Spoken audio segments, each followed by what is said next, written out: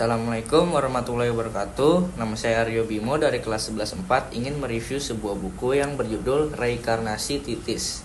Nah, cerpen Reinkarnasi Titis mengangkat tema reinkarnasi yang merupakan konsep tentang kelahiran kembali jiwa setelah kematian. Cerita ini berfokus pada karakter utama Titis yang mengalami reinkarnasi dari kehidupan sebelumnya. Diceritakan bahwa Titis adalah seorang gadis muda yang selalu merasa ada yang kurang dalam hidupnya. Ia sering mengalami mimpi aneh, seolah-olah dia ada potongan-potongan kenangan di hidupnya yang berbeda. Titis bertemu dengan seorang biksu tua yang kemudian membantunya memahami apa yang sebenarnya terjadi.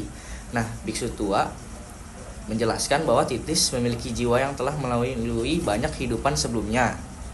Titis mulai mengingat fragmen-fragmen kehidupannya yang lalu dari seorang bangsawan di kerajaan kuno, sehingga seorang petani sederhana di desa terpencil memiliki kekuatan yang tidak sangat logis.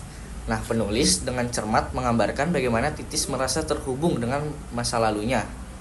Melalui perjalanan reinkarnasi Titis, cerita ini juga menyampaikan kesan tentang pencarian jati diri dan makna kehidupan. Setiap kehidupan yang pernah dialami Titis memberikan pelajaran yang berharga. Secara keseluruhan, Reinkarnasi Titis adalah cerpen yang menarik dan menawarkan pandangan yang unik tentang kehidupan reinkarnasi. Cerita ini tidak untuk menghibur juga, tapi mengajak pembaca untuk menjalankan adanya keberadaan dari Titis tersebut, perjalanan jiwa. Lanjut, sekarang kita ke unsur intrinsik, yaitu ada tema. Yang pertama, pencarian jati diri melalui konsep reinkarnasi. Yang kedua, ada tokoh dan penokohan, yaitu ada Titis sebagai tokoh utama yang mengalami mimpi-mimpi dari kehidupan masa lalu. Ia digambarkan sebagai seorang gadis muda yang penasaran dan memiliki semangat untuk memahami dirinya sendiri. Yang kedua, ada biksu tua, yaitu sang pembimbing spiritual yang membantu Titis mengerti tentang reinkarnasi dan mengenali fragmen-fragmen dari kehidupannya yang lalu. Yang ketiga, ada alur, yaitu alurnya maju mundur. Nah, cerita ini dimulai dengan kehidupan Titis saat ini, kemudian dia beralih ke fragmen-fragmen kehidupan masa lalunya melalui mimpi-mimpi yang dia ingat.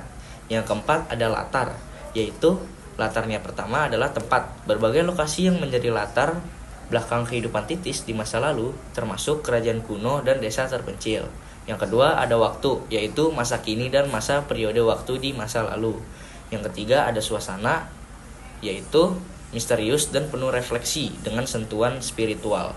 Yang kelima, ada amanat sebagai pengalaman hidup baik maupun buruk, berkontribusi pada pembentukan jati diri seseorang.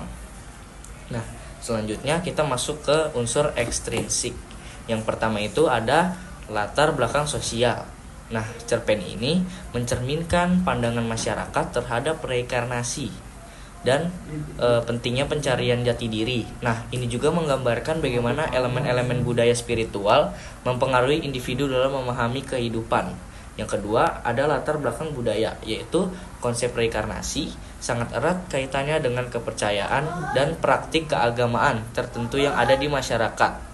Cerpen ini mengeksplorasi budaya spiritual yang mencapai adanya kehidupan setelah kematian. Ketiga, ada latar belakang sejarah. Cerpen ini juga membawa pembaca untuk menjelajahi berbagai periode sejarah melalui kehidupan masa lalu Titis, memberikan gambaran tentang kehidupan sosial dan budaya pada masa tersebut.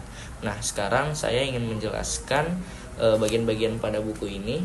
Yang pertama, ada covernya berisi judul serta gambar seorang Titis yang menggambarkan sedang mengingat fragmen-fragmen pada masa lalu. Nah, untuk covernya ini dibuat dari kertas art karton yang udah pasti kokoh dan tahan air juga. Nah, untuk penulisnya sendiri adalah Puji Indriani, yaitu penulis cerpen pada masa tersebut. Nah, beliau juga sudah menciptakan berbagai banyak cerpen. Salah satunya ini Reinkarnasi Titis yang dia buat, sebagaimana dia mengambil konsep dari pengalaman yang orang lain ada dan dia jadikan sebagai cerpen. Nah, untuk kelebihan dari buku ini adalah memiliki kosakata yang jelas dan juga tidak asing, dan berbagai konsep-konsep yang diterapkannya itu dapat dipahami oleh pembaca. Untuk kekurangannya menurut saya tidak ada, karena dari penulisnya sendiri sudah mengoreksi dari berbagai jenis-jenis cerpen yang ingin dibuat dan juga sudah didekorasi dengan benar. Sekian dari review yang saya lakukan. Selebihnya mohon maaf. Wassalamualaikum warahmatullahi wabarakatuh.